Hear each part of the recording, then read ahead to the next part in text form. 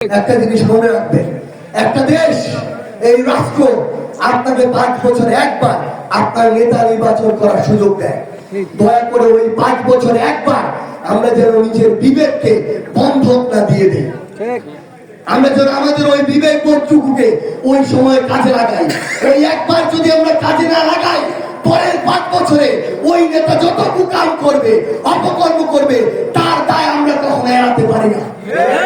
আমরা আপনাদেরকে আহ্বান করব, আমরা জাতীয় নাগরিক পার্টি এনসিপির পক্ষ থেকে আজকে আমাদের অভ্যুত্থানের আকাঙ্ক্ষাগুলো আপনাদেরকে বলতে এসেছি। বাংলাদেশকে নিয়ে দেখা আমাদের স্বপ্নগুলো আপনাদেরকে বলতে এসেছি। আপনারা এগুলো ভেবে দেখবেন, পরিবারের মানুষদের সাথে কথা বলবেন, আপনার প্রিয়জন বন্ধু বান্ধবের সাথে কথা বলবেন, চায়ের টেবিলে এই বিষয়গুলো নিয়ে কথা বলবেন, যে আপনাদের এই সন্তানেরা, ভাইয়েরা আজকে রাত একটা এই সুন্দরগঞ্জে দাঁড়িয়ে আপনাদেরকে কষ্ট দিয়ে যে কথাগুলো বলে গেল, এই কথাগুলোর আসলে যৌক্তিকতা আছে কিনা। আমরা আপনাদেরকে আহ্বান করি, আমাদের দলের প্রতি আপনাদের অন্ধ সমর্থক হওয়ার প্রয়োজন নেই। আমাদের দলের এখন পর্যন্ত জেলা উপজেলায় কমিটি হয়নি।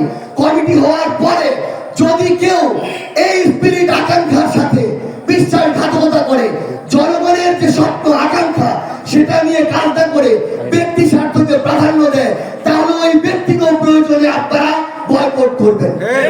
কিন্তু আমরা চাই যে মানুষটি ভালো, সেই মানুষটি যদি এনসিপি হয়, অন্য কোন রাজনৈতিক দলের হয়, সেই মানুষটিকে আপনাদের নেতা করে আপনাদের এই সুন্দরগঞ্জ, গাইবান্ধা তথা বাংলাদেশের সামনে এগিয়ে যাওয়ার পথকে আপনাদেরকে নতুন করে তৈরি করে দিতে হবে।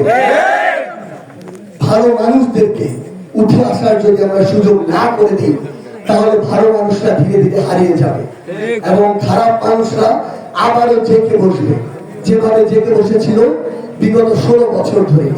আমরা আপনাদেরকে অনুরোধ করি, এখানে আমার যারা বাবা চাচারা আছেন, ভাইরা আছেন, কিছু বোন আছেন, আমরা আপনাদেরকে অনুরোধ করি, সৃষ্টিকর্তা আমাদেরকে যে বিবেক বোধের জায়গাটুকু দিয়েছেন, আগামীর বাংলাদেশে আমার হাজারের অধিক শহীদ ভাইয়ের কথা মাথায় রেখে, আমার লক্ষাধিক আহত যোদ্ধা যারা একটু একটু এই অভ্যুত্থানে বিভিন্ন ভাবে ত্যাগ স্বীকার করেছে, তাদের কথা মাথায় রেখে আমরা যেন আগামীর বাংলাদেশে নিজের বিবেক বোধকে কাজে লাগিয়ে সবার আগে ব্যক্তি স্বার্থ, পরিবার স্বার্থকে প্রাধান্য না দিয়ে সবার আগে যেন পুরো দেশের মানুষ, জনগণ এবং দেশের স্বার্থকে প্রাধান্য দিই। আমরা যদি এই কাজটা করতে পারি, তাহলে আমাদের যে আকাঙ্ক্ষা বাংলাদেশকে নিয়ে দেখা যায়, আমাদের স্বপ্নগুলো এগুলো সফল হবে। এবং আমরা বিশ্বাস করি, আমরা যদি এই পথে সামনের দিকে আগাতে চাই, তাহলে আমাদের এই সুন্দরগঞ্জ রাত একটায় হাজারো জনতার এই যে আকাঙ্ক্ষার যে সুন্দরগঞ্জ, এই সুন্দরগঞ্জ আগামীর বাংলাদেশে আমাদেরকে সেই পথ দেখাতে পারে।